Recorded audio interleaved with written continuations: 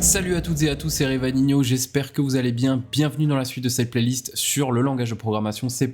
Aujourd'hui, on va attaquer une notion que vous attendez sûrement depuis un petit moment, qui est une notion très utile, et cette notion, c'est ni plus ni moins que les tuples, donc les STD tuple en anglais. Alors c'est quoi un tuple? Un tuple, en fait, c'est une sorte de container qui permet de stocker plusieurs types de variables différents. Alors il faut savoir que ça a ses limitations, parce qu'on va pas pouvoir faire exactement les mêmes choses avec un tuple qu'on va pouvoir faire par exemple avec une classe, un struct ou un container C++ de type vector, list, array. Il y a effectivement quelques petits problèmes, quelques petits handicaps qui viennent avec l'utilisation de ces tuples qui sont néanmoins très utiles dans certaines situations.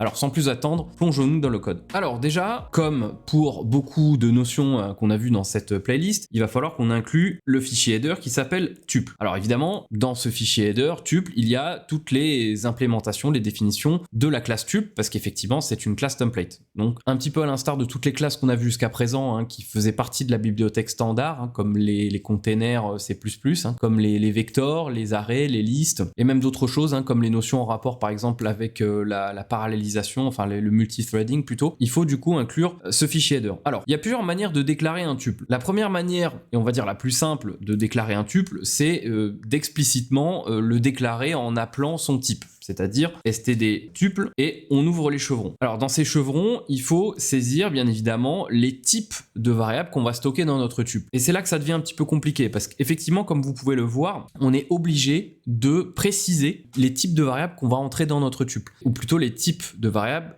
que va contenir notre tuple. Ça, c'est problématique déjà parce que, eh bien, on ne peut pas le faire de manière dynamique. Et ne pas pouvoir le faire de manière dynamique, ça pose quand même un problème parce que si vous voulez vous servir de ce container, de ce tuple pour pouvoir stocker de plus en plus de données, par exemple, ou que vous ayez tout simplement, eh bien, besoin de stocker un nombre indéterminé de variables, c'est-à-dire de manière dynamique, d'en retirer si besoin, d'en ajouter si besoin également, eh bien, vous ne pouvez pas le faire. Les tuples, c'est des objets qu'on pourrait décrire comme étant immuables. C'est-à-dire que, eh bien, une fois que vous avez décidé des types de variables que votre tuple va stocker, vous ne pouvez pas revenir en arrière, vous ne pouvez pas, en fait, ajouter ou retirer des éléments de votre tuple. Donc ça, c'est vraiment la première problématique avec l'utilisation des tuples. Bon, on va quand même continuer parce qu'il y a des choses intéressantes, bien évidemment, avec les tuples, sinon je vous parlerai pas d'eux, je consacrerai pas une vidéo dessus.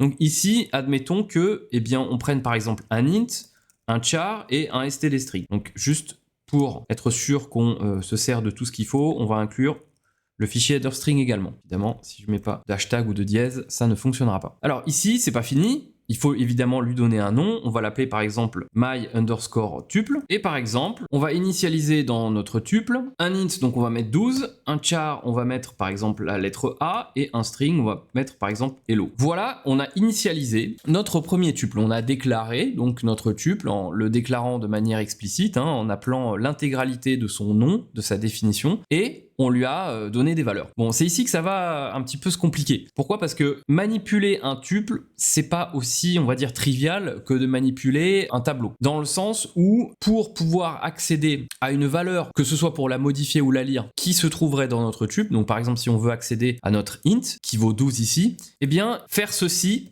std cout my_tuple à l'index 0 par exemple, ça ne va pas fonctionner. Ça ne va pas fonctionner pour la simple et bonne raison que les tuples en fait n'implémentent pas d'itérateurs. Ils n'implémentent pas d'itérateurs. Ils n'ont pas de surcharge des opérateurs crochets dans leur implémentation. Donc ça c'est très embêtant parce que du coup on peut pas accéder comme ça directement à un index spécifique de notre tuple, c'est-à-dire qu'on peut pas accéder à l'index i ou par exemple si on veut accéder à notre string à l'index 2, on ne peut pas y accéder comme ça. Donc vous me direz encore quelque chose d'assez embêtant dans l'utilisation des tuples et je suis assez d'accord. Néanmoins, il existe quand même, bien évidemment, sinon ça ne servira à rien. Si on construisait un objet duquel on n'a aucun droit d'accès, si on ne pouvait pas lire ou écrire dans cet objet, ça n'aurait aucun intérêt. Bien évidemment que ce n'est pas le cas. Mais il faut qu'on fasse appel à une fonction de la bibliothèque standard C++.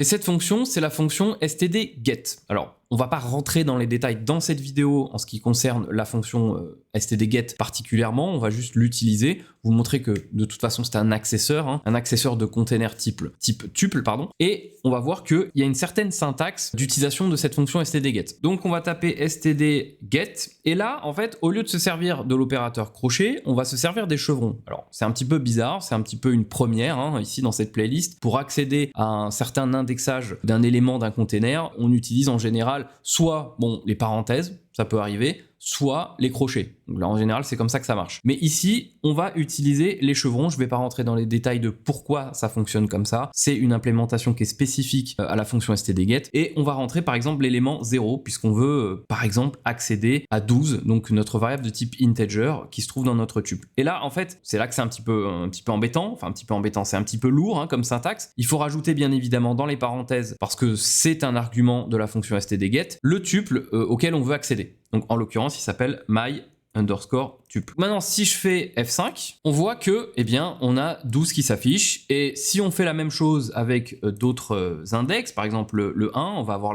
bien évidemment la lettre A qui va s'afficher. Voilà, ici, on la voit. Et bien évidemment, à l'index 2, on va avoir le mot hello, comme ceci. Voilà.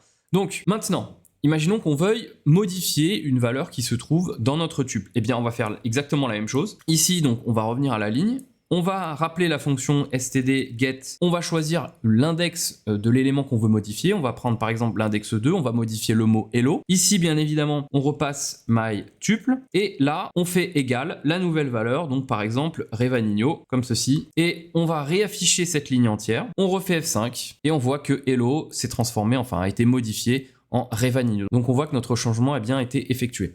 Alors, il n'y a pas grand-chose d'autre à dire sur les tuples, si ce n'est peut-être qu'il est possible de interchanger le contenu d'un tuple avec un autre, donc en utilisant la fonction swap. Admettons qu'ici, on déclare un autre tuple. Donc évidemment, il faut qu'il ait les mêmes caractéristiques, c'est-à-dire qu'il faut qu'il contienne les mêmes types de variables et au même nombre. Donc ici, si on veut transvaser, ou en tout cas faire un move du contenu du premier tuple vers le deuxième, il faut que le deuxième ait exactement les mêmes propriétés que le premier. Ici, on va l'appeler my, par exemple, second, on va sec pour tuple. On va lui mettre comme valeur, par exemple, 0. Je vais baisser un petit peu pour que vous puissiez voir et scroller un peu sur le côté. Là, on va mettre C, et là, on va mettre, par exemple, Revan. On va appeler une fonction, donc qu'on le fasse dans un sens ou dans un autre, ça a peu d'importance. La fonction swap, de toute façon, c'est une méthode de la classe tuple, donc elle peut s'appliquer dans un sens ou dans un autre. Donc ici, on va faire my_sec. On va utiliser la fonction swap et par exemple, on va passer my_tuple comme ceci.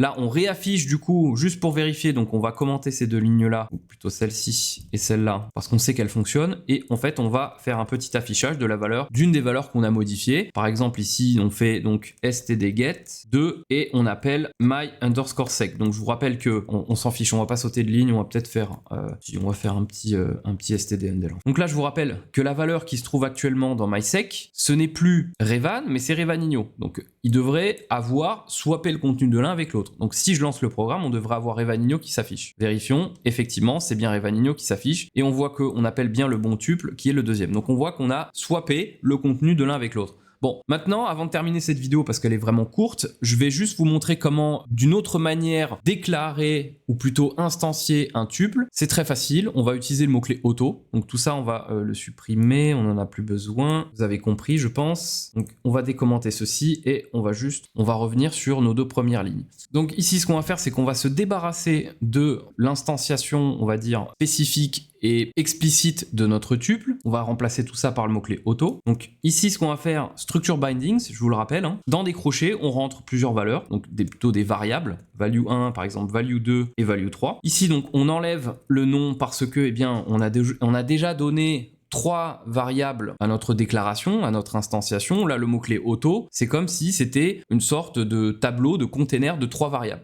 Donc on a déjà passé leur nom est là. Donc on n'a plus besoin de donner un nom à notre tuple. Ici, ce qu'on va faire, c'est égal std make_tuple, comme si on faisait un make shared ou un make unique, sauf que là, il ne s'agit pas évidemment d'un pointeur, mais d'un tuple. Ici, donc, on va rajouter des chevrons et on va faire exactement la même chose que ce qu'on avait fait dans l'exemple précédent. Alors on pourrait faire autre chose évidemment, on va reprendre le même exemple, ça sert à rien de complexifier les choses. Donc std string, donc on a bien un int, un char, un std string et on va initialiser ces 3 variables avec ces valeurs ici, les mêmes que tout à l'heure. Donc ici, comme vous pouvez le voir, si vous êtes perspicace et si vous avez suivi ma vidéo sur le structure binding, si c'est pas le cas, je mets le lien en description, vous devriez savoir pourquoi on a une erreur. C'est très simple, c'est parce que par défaut, le projet en Visual Studio, il est compilé, en tout cas en Visual Studio 2022, il est compilé en version de C++ 14, la norme C++ 14. Et pour accepter ce genre de syntaxe, donc de structure bindings, il faut passer en C++ 17 ou supérieur. Donc nous, c'est ce qu'on va faire. Donc vous connaissez la chanson, clic droit sur le nom de notre projet, propriété, et bien évidemment ici,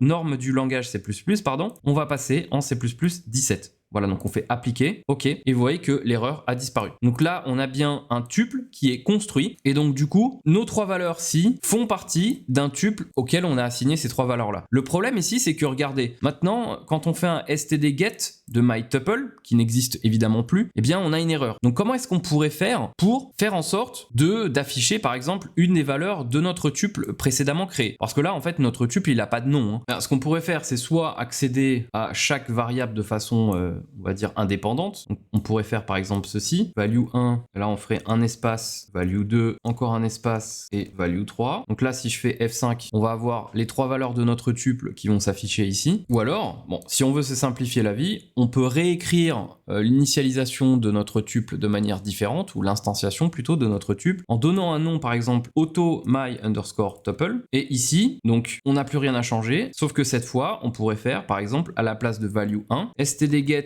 my underscore tuple. Donc là, on fait comme tout à l'heure, c'est-à-dire qu'on appelle la fonction get à l'index 0 de myTuple. Et par exemple, ici, on remplacerait value 2 et value 3 par l'index 1 et l'index 2. Donc là, ça serait l'index 1 et ici, ça serait l'index 2. Là, si je fais F5, vous allez voir que, eh bien, on va avoir exactement le même comportement que précédemment. Donc, les deux manières d'instancier un tuple, soit en utilisant le structure bindings, soit en utilisant simplement le mot-clé auto et en faisant un make tuple. Ces deux manières-là d'instanciation sont valables, peuvent servir dans différentes situations. Donc, je vous conseille de tester ces deux manières en fonction de ce qui vous convient le mieux et d'apprendre à vous servir des tuples. Donc, on a vu un petit peu les choses qu'on pouvait faire avec les tuples. Maintenant, on va parler des limitations parce qu'il y en a. Et vous devez vous rendre compte, si vous avez bien suivi cette vidéo, qu'il y a certaines choses que j'ai pas faites. Notamment, par exemple, afficher tous les éléments de notre tuple d'une manière directe, c'est-à-dire par exemple en utilisant une boucle. Eh bien, c'est pas possible. C'est pas possible pour la simple et bonne raison que un tuple, ce n'est pas un tableau. Un tuple, c'est une classe template qui peut stocker différents types de variables. Ce qui veut dire que on ne peut pas en fait implémenter des itérateurs dans cette classe. Quand on implémente un itérateur, on a vu que c'était comme implémenter un pointeur qui allait en fait servir d'aiguillage pour nous permettre d'aller chercher de manière itérative un index. Par exemple, si on décide d'accéder à l'indice i de notre tableau, qui est par exemple, on va dire l'indice 5, eh bien ça veut dire que l'itérateur va se placer au début et va itérer jusqu'à atteindre cet index-là. Je pense qu'on est bien d'accord là-dessus. Le problème, c'est que ça sous-entend que les pointeurs soient tous de même taille, qu'ils stockent le même type de variable. Pour pouvoir faire de l'arithmétique des pointeurs, notre itérateur, il a besoin de toujours stocker, de toujours pointer vers un même type de variable. Or, ici, dans le cas d'un tuple, ce n'est pas le cas. Parce qu'un tuple, comme on l'a vu, peut stocker des ints, mais il peut aussi stocker des chars, des std strings, et en fait, il peut stocker n'importe quel type de variable, plus ou moins. Donc, du coup, ça voudrait dire qu'il faudrait dynamiquement implémenter des itérateurs qui, à chaque fois qu'ils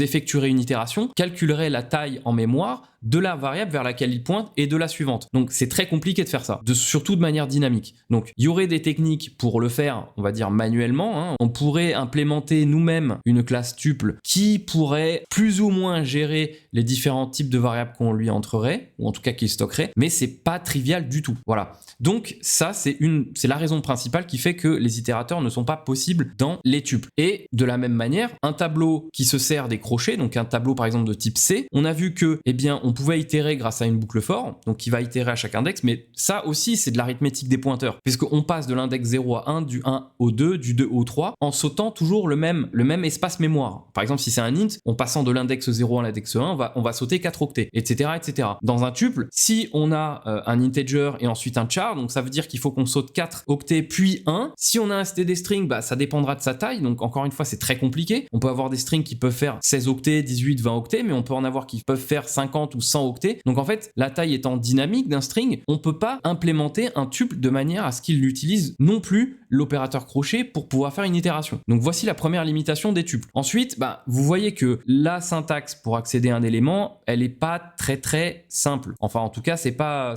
trivial, c'est pas intuitif. Donc on est obligé de faire appel à une autre fonction, la fonction stdget, pour pouvoir accéder, que ce soit en lecture ou en écriture, à un élément de notre tuple. Donc vous voyez que l'écriture est un petit peu lourde pour ce qu'on veut en faire finalement. On pourrait très bien, par exemple en utilisant un tableau, nom du tableau, crochet index 1, voilà, on accède directement à cet élément et on n'a pas besoin d'appeler des trucs qui sortent un petit peu de nulle part comme la fonction get, en utilisant des chevrons comme indexage, etc., etc. Voilà pour les tuples. Il y a encore des petites choses à dire. Je pense que peut-être on les réutilisera dans le futur, mais pour l'instant on va dire que c'est suffisant comme introduction. Je vous ai montré plus ou moins ce qu'on pouvait faire avec, donc bien évidemment ils ont leur utilité en programmation évidemment, puisque un container qui peut stocker différents types de variables, forcément qu'on va vouloir l'utiliser. Après, vous avez vu que évidemment cet avantage ne vient pas sans inconvénients, et les inconvénients ils sont quand même majeurs. Donc souvenez-vous-en de ça, de ces limitations, quand vous voulez utiliser des tuples dans vos programmes. Si vous avez des questions, n'hésitez pas à les poser dans les commentaires, mettez un petit pouce bleu si vous avez aimé cette vidéo, et n'hésitez pas à vous abonner surtout si ce n'est pas encore fait. Moi je vous dis à bientôt dans la prochaine vidéo de cette playlist sur le langage de programmation C++. Allez, ciao ciao.